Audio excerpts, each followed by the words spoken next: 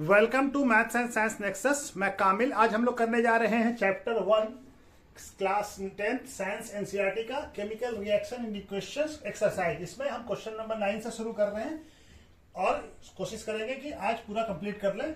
इससे पहले 3 वीडियो और आ चुका है जिसका डिस्क्रिप्शन बॉक्स में लिंक दे दिया गया है। ठीक है, उसमें पहला वीडियो में इंट्रोडक्शन है, दूसरे में इंटेक्स है और तीसरे में क्वेश्चन 1 से लेके 8 तक है। ठीक है, तो ये चौथा वीडियो है और ये हो सकता है कि आखिरी वीडियो हो इसका, कोशिश करेंगे। ठीक है, तो ये क्या कह रहा है, क्वेश्चन नंबर 9 क्या कह रहा है, what does once mean by exothermic and endothermic reaction, give examples. यानी हमको क्या बताना है कि एक्सोथर्मिक से आप क्या समझते हैं, एक्सोथर्मिक रिएक्शन से और इंडोथर्मिक रिएक्शन से क्या समझते हैं। तो एक्सोथर्मिक रिएक्शन किसको कहते हैं, जिस रिएक्शन में हमारा हीट क्या हो, इवॉल्व हो, यानी उससे हीट निकले। ठीक है, तो उसे रिएक्शन को क्या कहते हैं, जिससे हीट जनरेट हो यानी हीट निकले, उसे रिएक्शन को कहते हैं एक्सोथर्मिक। जिसको हीट देना पड़े, जिस रिएक्शन में हमको हीट देना पड़े यानी हीट एब्जॉर्ब करे, तो उसमें क्या होगा, वो क्या रिएक्शन होता है, इंडोथर्मिक रिएक्शन। तो चलिए इसको लिख लेते हैं, कैसे लिखेंगे। ठीक है, चलिए क्या लिखेंगे, the reaction in which heat is evolve and known as exothermic reaction.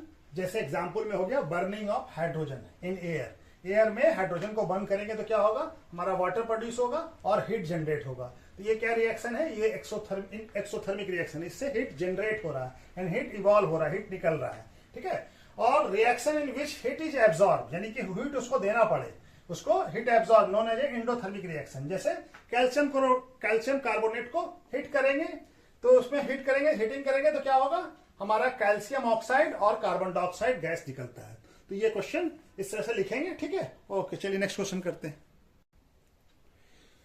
Question number 10 क्या कह रहा है, why is the respiration consider an exothermic reaction, explain. ठीक है, तो हमारा क्या कह रहा है, रेस्पिरेशन क्या होता है। रेस्पिरेशन में हम लोग क्या करते हैं, ग्लूकोज हम जो खाया है वो ग्लूकोज के फॉर्म में ब्लड में सेल लेवल पे जाके क्या होता है, ग्लूकोज जो है ब्रेक डाउन होता है ऑक्सीजन के हेल्प से। ऑक्सीजन जो हम लोग इनहेल करते हैं ऑक्सीजन के हेल्प से, और क्या निकलता है, कार्बन डाइऑक्साइड और वाटर, और साथ में हमको क्या मिलता है, एनर्जी मिलता है। तो एनर्जी भी क्या है, एक तरह का हीट है, एक तरह का ये है।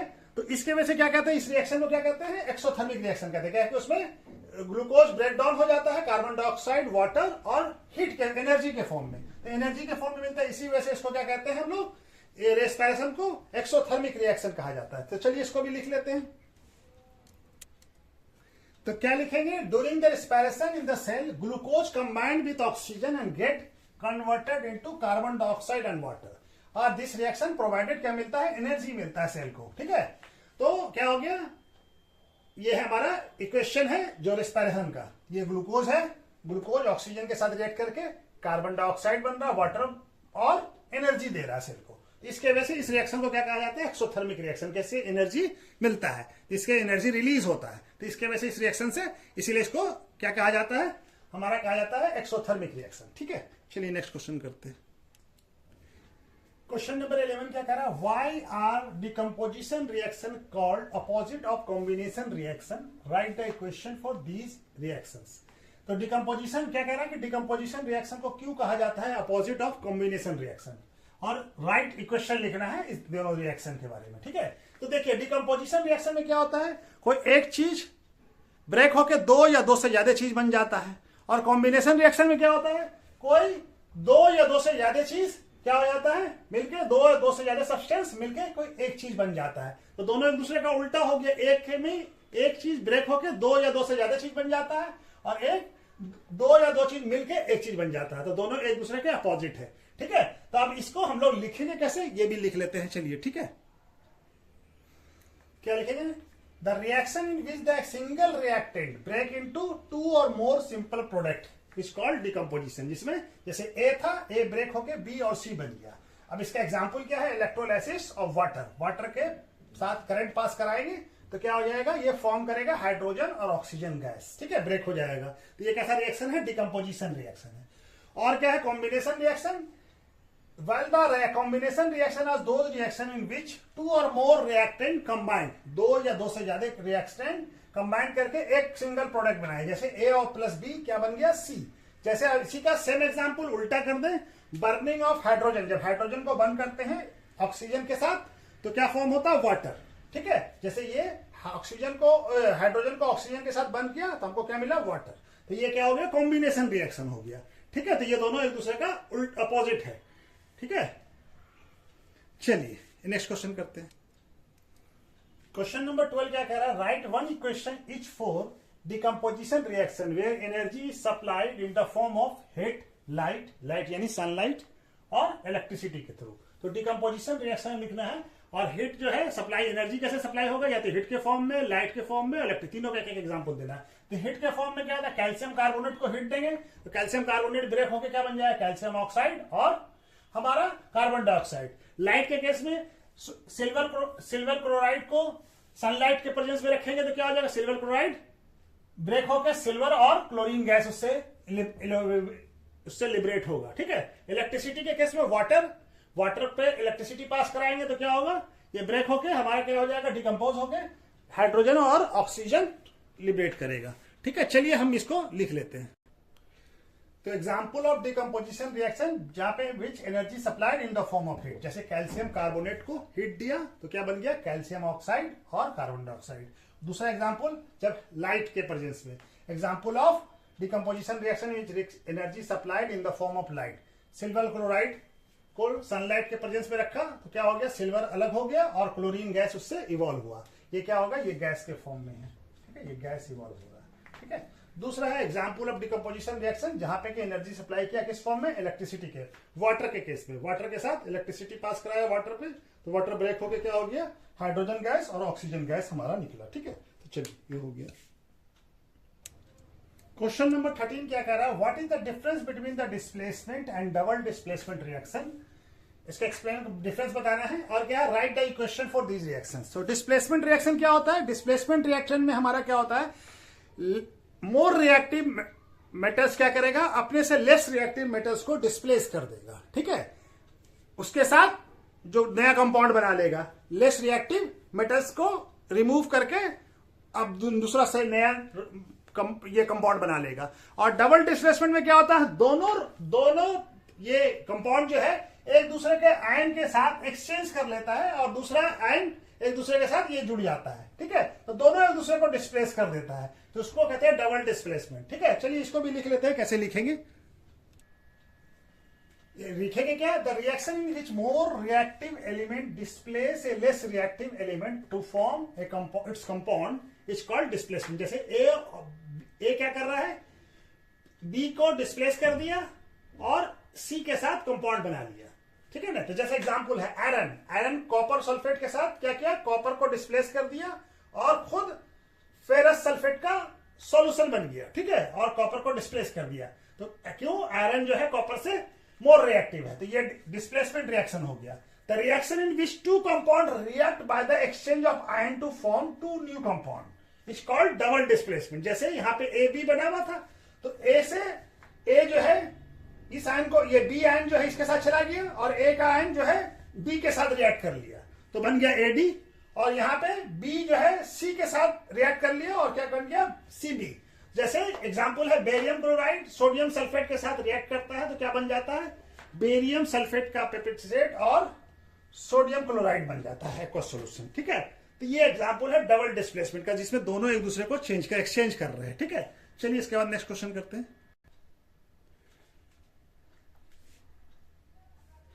क्वेश्चन नंबर 14 क्या कह रहा है, in the refining of silver the recovery of silver from silver nitrate solution involve the displacement bye copper metals, write down the reaction involve.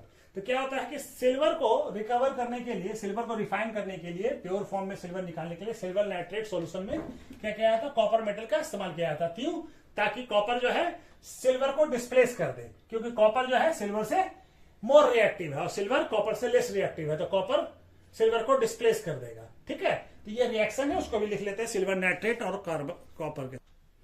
इसको कैसे लिखेंगे, आंसर क्या लिखेंगे, the reaction involve in the recovery of silver from silver nitrate solution by the copper metal is. ये reaction है, silver nitrate का solution है, इसके अंदर कॉपर डाला तो क्या बन गया, कॉपर नाइट्रेट का एक्वस सॉल्यूशन बन गया और हमको सिल्वर सॉलिड फॉर्म में मिल गया। ठीक है, प्योर फॉर्म में। The above reaction is the displace, ये कैसा रिएक्शन है, डिस्प्लेसमेंट रिएक्शन है, क्योंकि कॉपर जो है सिल्वर को डिस्प्लेस कर दे रहा। क्यों, कॉपर जो है हमारा सिल्वर से मोर रिएक्टिव है। The above reaction is a displacement reaction in which A more reactive metal copper displace a less reactive metal silver from its salt solution. ठीक है, तो चलिए ऐसे लिखेंगे। ओके, चलिए नेक्स्ट क्वेश्चन करते हैं।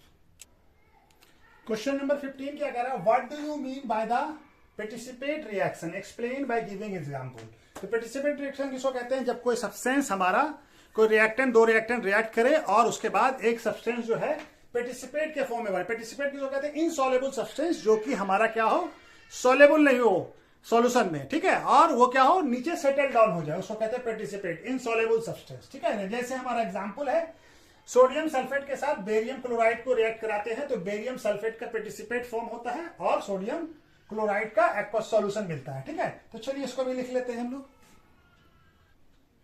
क्या लिखेंगे, the reaction in which one of the product form is insoluble and settle down are known as a participate reaction. For example, mixing of solution of sodium sulfate and barium chloride to form क्या बनता है, barium sulphate का participate बनता है, solid form है जो कि insoluble है, और क्या है, सोडियम क्लोराइड का सॉल्यूशन रह जाएगा हमारा। ठीक है, that's it is a participate reaction. तो ये रिएक्शन है, इसका एग्जांपल है। ठीक है, explain the following in terms of gain or loss of oxygen with the two example of each, oxidation reduction। यानी हमको ऑक्सीडेशन और रिडक्शन दोनों बताना है, या तो गेन और लॉस ऑफ ऑक्सीजन। तो loss of, gain of oxygen में क्या होता है, ऑक्सीडेशन होता है, और लॉस ऑफ ऑक्सीजन में ऑक्सीजन का लॉस अगर किसी कंपाउंड से हो रहा है तो क्या हो जाता है, वो रिडक्शन हो जाता है। तो इसका दो एग्जाम्पल रिएक्शन के साथ देना है। तो मैग्नीशियम ऑक्सीजन के साथ रिएक्ट करके क्या बनाया था, मैग्नीशियम ऑक्साइड। तो ये क्या हो गया हमारा, ये हो गया ऑक्सीडेशन किसका, मैग्नीशियम का ऑक्सीडेशन क्या हो गया, मैग्नीशियम ऑक्साइड में कार्बन ऑक्सीजन के साथ कार्बन डाइऑक्साइड बनाया तो कार्बन का क्या हो गया, ऑक्सीडेशन हो गया। दूसरा रिएक्शन रिडक्शन रिएक्शन, यानी ऑक्सीजन का लॉस होना। ठीक है ना, अब ऑक्सीजन का लॉस होने को क्या कहते हैं, रिडक्शन। तो ऑक्सीजन जैसे मरकरी ऑक्साइड को हिट करेंगे तो क्या हो जाएगा, मरकरी उससे अलग हो जाएगा और ऑक्सीजन अलग हो जाएगा, तो मरकरी ऑक्साइड का क्या हो गया, रिडक्शन हो गया। उसी तरह से कॉपर ऑक्साइड के साथ कार्बन के साथ उसको रिएक्ट कराएंगे तो क्या हो जाएगा, कॉपर से कॉपर अलग हो जाएगा और कार्बन मोनोऑक्साइड बन जाएगा। तो चलिए इसको भी लिख लेते हैं, एग्जांपल समझा दिया, फिर भी लिख लेते हैं। कैसे लिखेंगे, oxidation is a gain of oxygen by substance. जैसे यहाँ पे देखिए, मैग्नीशियम ऑक्सीजन के साथ रिएक्ट किया तो मैग्नीशियम ऑक्साइड बन गया, तो मैग्नीशियम क्या किया, ऑक्सीजन गेन कर लिया, तो ये ऑक्सीडेशन हो गया किसका, मैग्नीशियम का, किसमें हो गया, मैग्नीशियम ऑक्साइड में। जैसे कार्बन ऑक्सीजन के साथ रिएक्ट करके क्या बन गया, कार्बन डाइऑक्साइड, तो ऑक्सीडेशन हो गया कार्बन का, कार्बन से कार्बन डाइऑक्साइड हो गया। रिडक्शन किसको कहते हैं, is the loss of oxygen by substance. जैसे मरकरी ऑक्साइड क्या किया, मरकरी ऑक्साइड रिड्यूस होकर क्या हो गया, रिडक्शन होकर क्या हो गया, हमारा मरकरी बन गया और ऑक्सीजन उससे निकल गया, तो reduction of mercury oxide to mercury. जैसे कॉपर ऑक्साइड और कार्बन, कॉपर ऑक्साइड क्या हो गया, रिडक्शन हो गया कॉपर ऑक्साइड का, क्या बन गया, copper reduction of copper oxide to copper. ठीक है,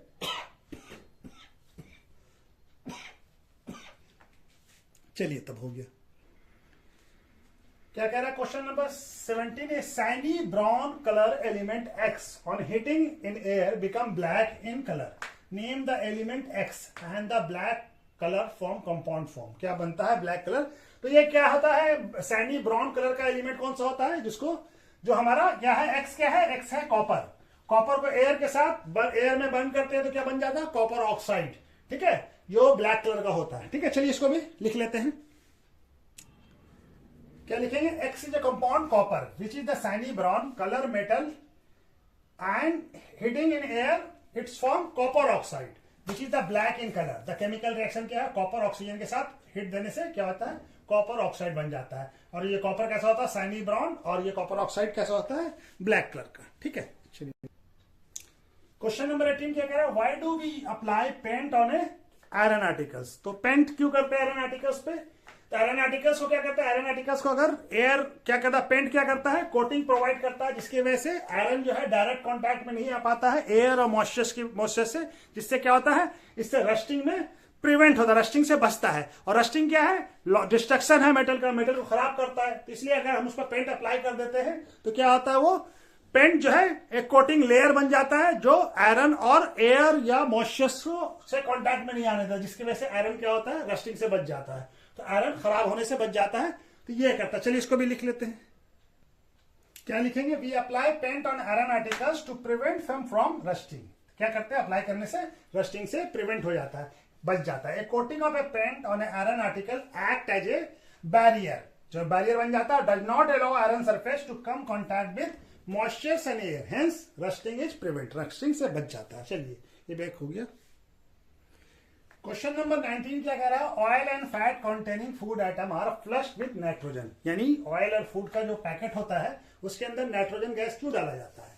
जिस फूड में हमारा ऑयल या फैट होता है, जैसे चिप्स का पैकेट होता है, इसके अंदर क्या होता है, उसके पैकेट के अंदर नाइट्रोजन गैस को फ्लश किया डाला जाता है। क्यों डाला जाता है, इसलिए डाला जाता है कि नाइट्रोजन गैस जो क्या होता है, इनएक्टिव गैस है, ठीक है, ये अनरिएक्टिव गैस है, जल्दी रिएक्शन नहीं करता है। तो इसके वजह से क्या होता है कि फूड आइटम जो है ऑक्सीडाइज नहीं होगा, ऑक्सीडाइज हो जाएगा तो क्या होगा, रेंसिडिटी हो जाएगा, यानी फूड आइटम खराब हो जाएगा। तो इसके वजह से नाइट्रोजन गैस डाला जाता है ताकि ये जो फूड आइटम है वो ऑक्सीडाइज नहीं हो और वो जल्दी खराब नहीं हो, इसके वजह से इसको डाला जाता है। चलिए इसको भी लिख लेते हैं। क्या लिखेंगे, nitrogen is a chemical unreactive gas that prevent oxidation of food, therefore oil and fat containing food item are flushed with nitrogen to prevent them in the form of oxidize, oxidise नहीं होगा, इसकी वजह से उसको डाला जाता है। ठीक है, तो चलिए यहाँ पे ये चैप्टर हमारा कंप्लीट हो गया। ठीक है, इसके बाद हम लोग दूसरा चैप्टर करते हैं, एसिड बेस एंड सॉल्ट। ठीक है, तो चलिए ओके, थैंक यू।